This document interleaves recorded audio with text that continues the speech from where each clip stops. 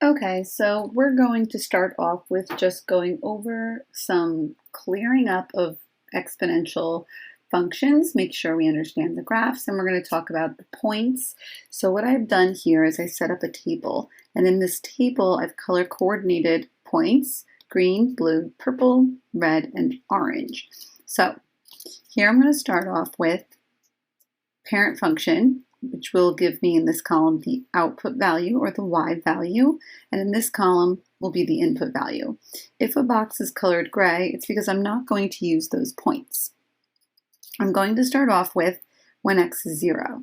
Another name for this point when x is 0 is either my initial value or my y-intercept. If I fill in 0, 2 to the 0 power is 1. If I were to fill in 1 for x, I'd get 2 to the 1, which is 2. If I were to fill in 2 for x, I would get 2 to the second power, which is 4. Filling in negative 1, 2 to the negative first power is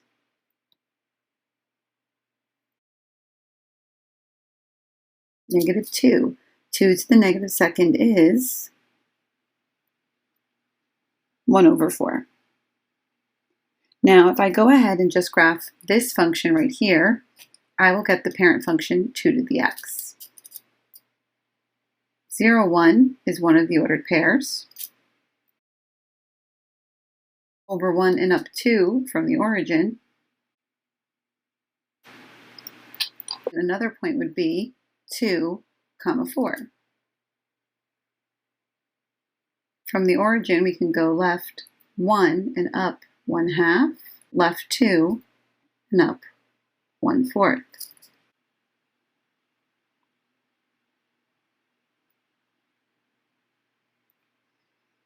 That gives us this parent function right over here.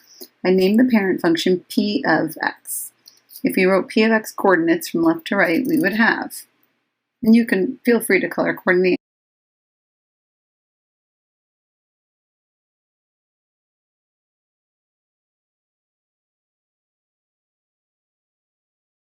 Here, we're going to do the same graph, but it has a vertical stretch of 4. Now, using the same colors, here at 0, 2 to the 0 is still 1, but 1 times 4 is 4. Now, the only two I'm going to graph over here will be p of x and b of x, which is this one over here. So we're just going to fill in these numbers, but if you'd like to graph them, you can. 1, 2 to the 1 is 2, but 2 times 4 is 8. 2 to the negative first is 1/2. 1/2 times 4 is 2. 2 to the negative 2 is 1/4. 1/4 times 4 is 1. That would be with a vertical stretch of 4. We see an example which has a horizontal stretch of 3.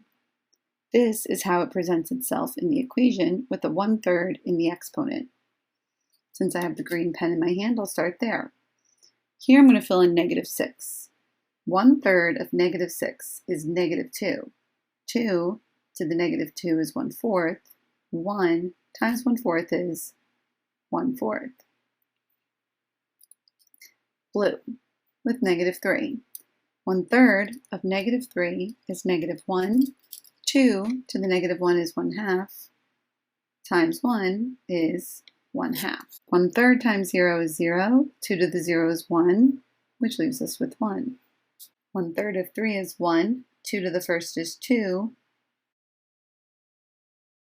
And last, if we fill in 6, which is right over here, 1/3 of 6 is 2. 2 to the 2 is 4. 4. Now, if you notice, here we get the exact same numbers we got here. However, the 0 stayed the same, but the number that gave me 1/2 was 3 units away. 3 units away. That's my horizontal stretch of 3 in action. Now here we're going to combine both the vertical stretch of 4 and the horizontal stretch of 3. I'll start here. 1/3 of 6 is 2. 2 to the 2 is 4. 4 times 4 is 16. That means my ordered pair is 6, comma, 16. That would be the last one, so I'm just going to go over here, over 6, and up 16.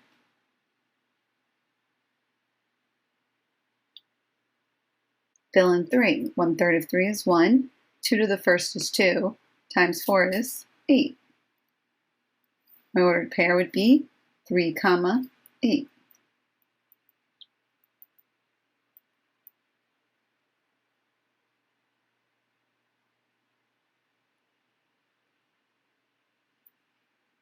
Zero. 1/3 of 0 is 0. 2 to the 0 is 1.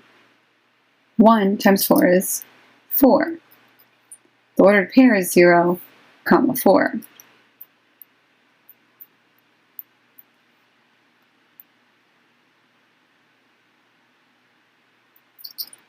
-3. 1/3 of -3 is -1. 2 to the negative first is 1/2. 4 times 1/2 is 2. -3, comma, 2.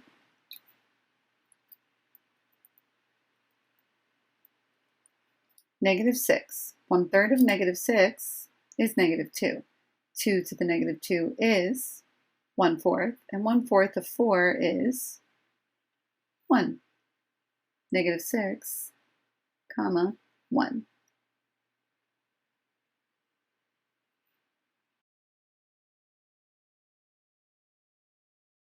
These two graphs are directly related. Each of the colored points represents the colored point on the other graph after it had been through a vertical stretch of 4 and a horizontal stretch of 3. The equation presents itself as follows, and the graphs are related to each other. As both of these graphs go out to the left, they both will get closer and closer and closer to the x-axis, but never reach it. There's a horizontal asymptote at y equals 0. If we needed to transform this graph by moving it up and down or left and right, you can use the idea that the two dotted lines I have drawn will move with the graphs connected to them. This dotted line is not an asymptote. The only one that is this horizontal line right here. Here we have example 2. It'd probably be best for you to hit pause and try to fill out the rest of this by yourself. And then once you think you've got it, press play and see if you did it correctly. I'm going to start off with the green pen here and -2. 3 to the -2. 3 to the -2 is the same as 1 over 3 to the +2, which is 1 over 9. 3 to the -1 is the same as 1 over 3 to the +1, which is 1/3. 3 to the 0 is equal to 1. 3 to the first power is 3. 3 to the second is 9. Starting here, 3 to the second is 9. -1/3 of 9 is -3. 3 to the first is still going to be 3. -1/3 of 3 is -1. 3 to the 0 is still going to be 1. -1/3 of 1 is -1/3. 3 to the -1st is still 1/3. -1/3 of 1/3 is -1 over 9. 3 to the -2 is still 1/9. -1/3 of 1/9 is -1 over 27. I'm going to graph both of these at the same time. Here, first the parent function, -1/9. The ordered pair for p of x that I'll be plotting is -2, comma, 1 over 9. -2, 1/9. Here, for t of x, the ordered pair would be -2, comma, -1 over 27. Down here on the bottom of the page, we ask for the t of x coordinates. -2, comma, -1 over 27, which will be even closer to the x-axis than the green dot above it. The next point is -1, 1/3. -1, 1/3. Whereas down here, for t of x, I'll have -1, -1 ninth. I'll have 0, 1 for the first graph, p of x, and I'll have 0, -1/3 for t of x. P of x, 1, 3.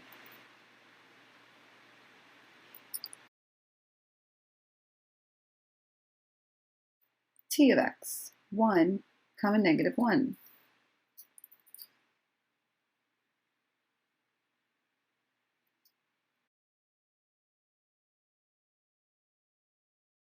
Two, 9.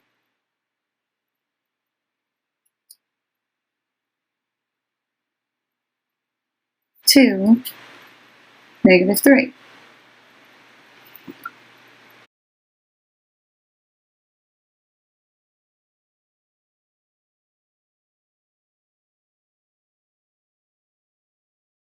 Both of these functions are approaching the horizontal asymptote of y = 0. The y-intercept of the parent function is, how do you write it as an ordered pair? 0, 1. Just to reiterate, you should always write intercepts as ordered pairs. The function p of x represents exponential. For this blank, we're going to say growth. The growth factor is 3. This growth factor of 3 blank the initial value by increases or decreases?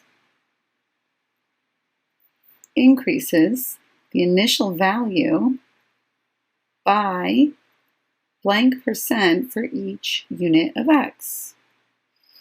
What percent does this 3 increase our initial value of 1 by for each unit of x?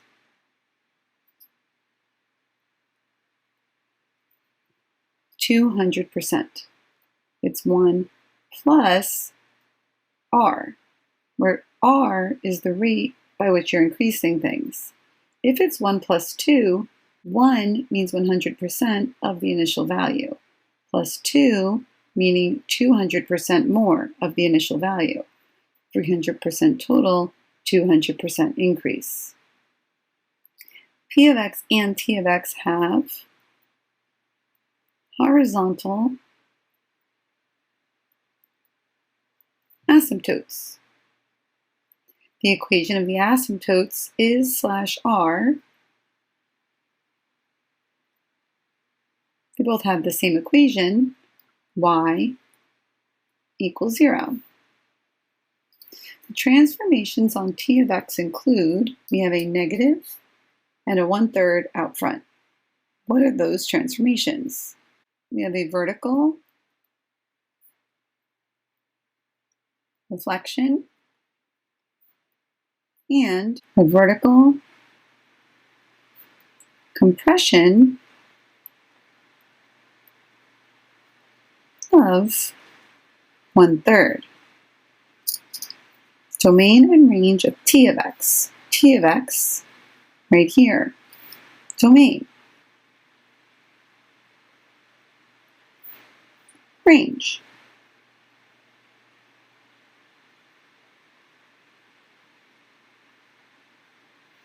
Range has a parenthesis because we never actually get to 0. If we did get to 0, we would have a bracket. Here I'm going to fill this one in a little bit quicker. Filling in 0, 4 to the 0 is 1. 4 to the first is 4. 4 to the second is 16. 4 to the -1. 1/4. 4 to the -2 1/16. Here, we have a negative in our exponent, which is really going to flip these around, and a 1/2 out front. Could you fill these in by just using that logic? Positive 8, 2, 1/2, 1/8, 1 over 32. The y-intercept of the parent function is 0, 1. The parent function represents exponential growth. The growth factor is 4. This growth factor of 4 increases the initial value by 300% for each unit of x. P of x and T of x have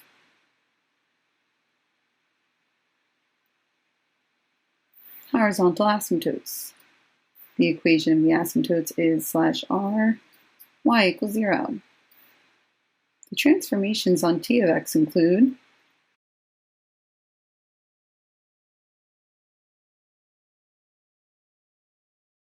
a horizontal reflection and a vertical compression of 1/2.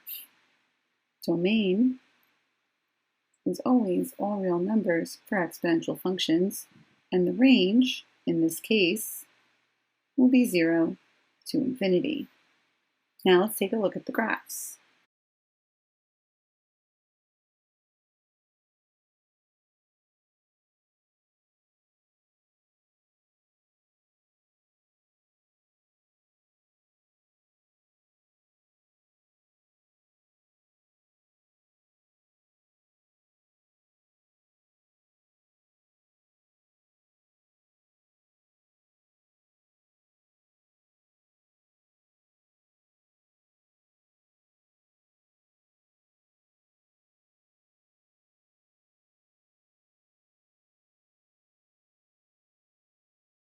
Now I actually decided to flip the colors around a little bit when I was coloring in my graph, because I wanted to show that this red point became this red point, this orange, and so on.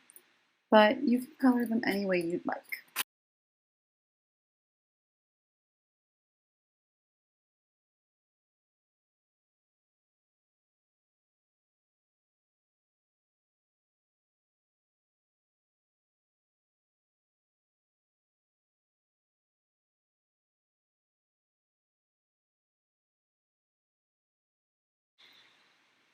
Here we have another example.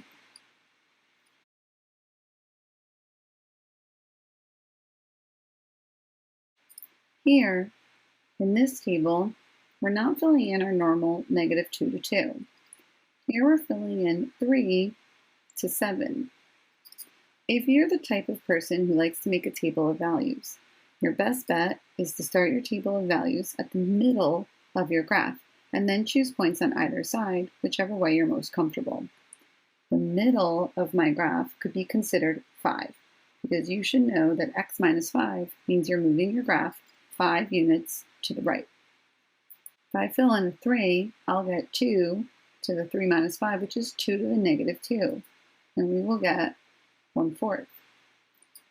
Fill in a 4, 2 to the -1. That gives us 1/2. Fill in a 5, you get 2 to the 0, which gives us 1. Fill in a 6, you get 2 to the first, and fill in 7, you get 2 to the second.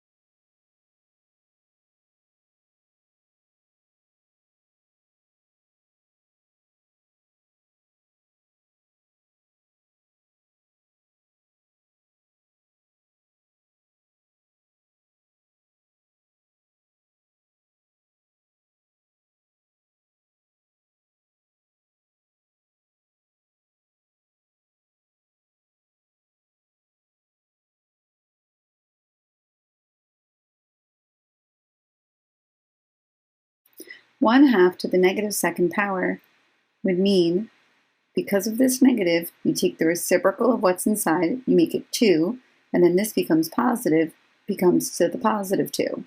2 to the second is 4. Reciprocal to the positive, so 2 to the first is 2. Anything to the 0 is 1.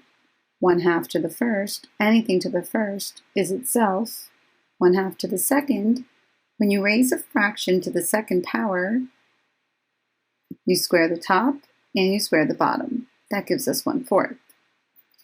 What number should I use for this? I have a 3 out front, 1/2 to the x plus 7.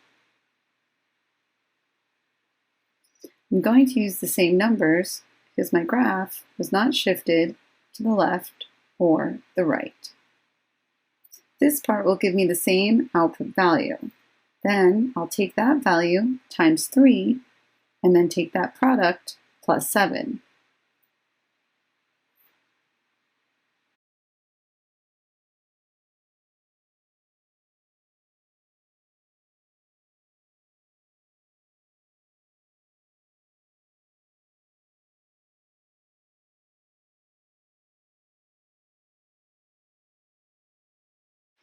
I'm going to do the first graph, the parent function, in blue.